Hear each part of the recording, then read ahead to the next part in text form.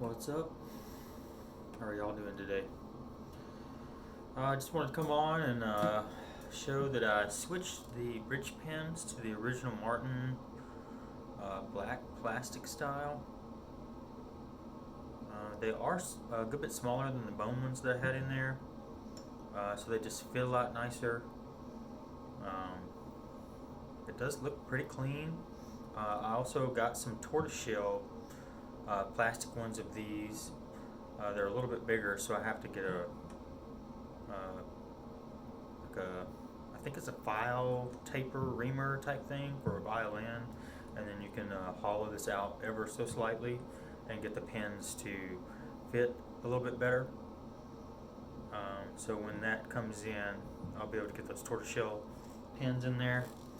I also got this tortoiseshell end pin, which I really like. It's definitely a different color than this here, which is also tortoiseshell. It's just hard to see. Let's see if I can. Oh man, the light's terrible.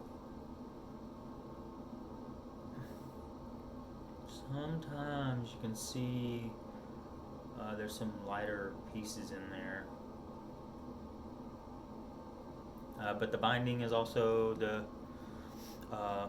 tortoiseshell. You know, and I've always been kind of the guy that had the tortoiseshell glasses. You know, I just kind of prefer that style. You know, maybe it's the brown, the neutral colors, I don't know. Move this back just a little bit. But I'm, really mostly interested in the sound difference. You know, a lot of people say there's no real sound gained by changing the end pins.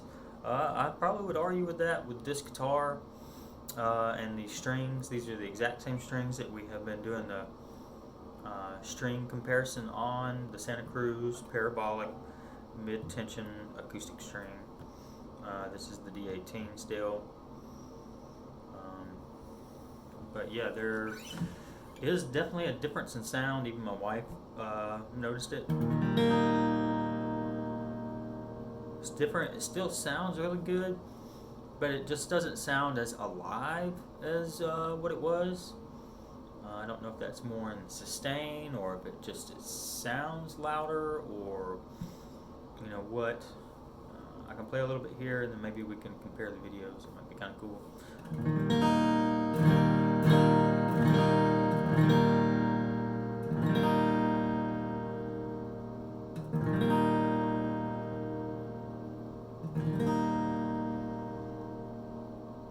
It's the standard E, which I kind of feel like is the bass line for every guitar. It's an easy way to compare a guitar to a guitar by just playing the E. And you can also listen to the sound as it, kind of escapes the sound hole. Does it bloom?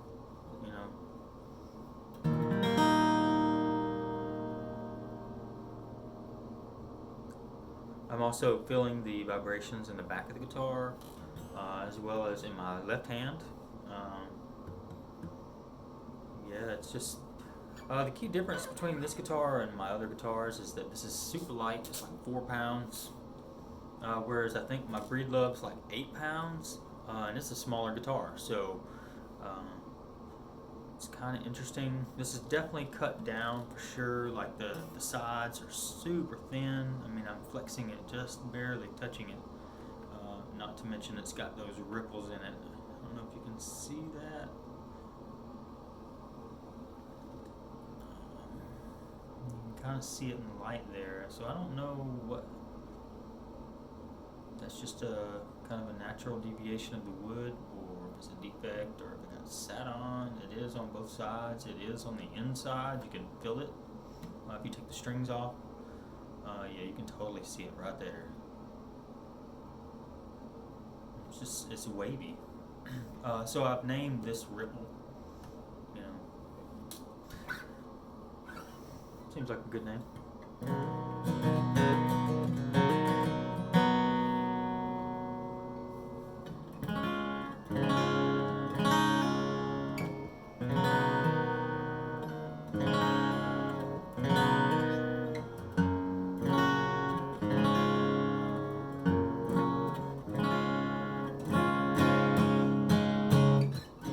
tuned down a half step.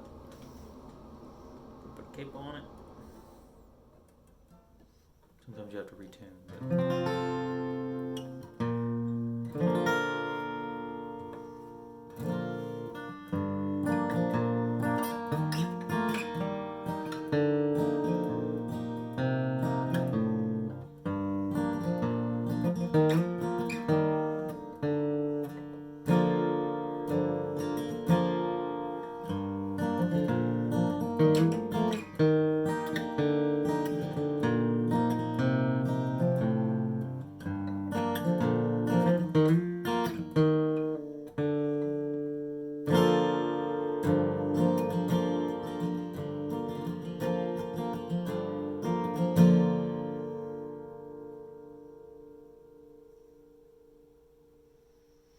I guess technically I should be playing this on like the 10th fret because it's tuned to half step down, normally the 9th fret. Put it on the 10th fret and you'd be in the key of, I won't say it's like B or something for that song. But I've never been able to play it in that key. I just have never had a guitar available to tune up so I could actually play the full song. But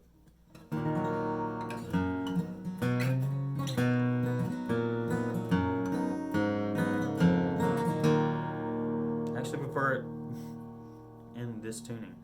This sounds better to me.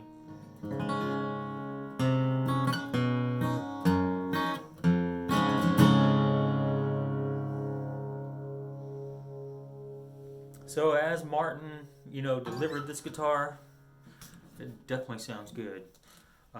There is a noticeable difference between the bone end pins that I have and then these right here. I would show you the bone a little bit more closely. Sorry about that. But they're in another room there. I'll try and remember and grab those later. So I think that's about it for today. Appreciate y'all checking things out. It's always important, I think, especially when you spend a lot of money on a guitar or any guitar really, to kind of maximize the sound. And there are definitely little things you can do. It also definitely makes me think that the Metal Lux Martin liquid metal pins probably would make a difference. It's a shame that they cost $200 to get the bone ones. Just not so crazy about the other colors. So there's that. Anyway, I do have the Elixir strings for this that are coming up next. I'm going to continue playing them, kind of see how they do, see how long they last. That's curious. That's really where I'm most curious about. When I get the tortoiseshell pins, we can test the sound out on that. Maybe there's a difference in the plastic. Who knows? Yeah, about it. Thanks for tuning in. Definitely like and subscribe if that's something you want to do. And we'll have fun next time. Cheers.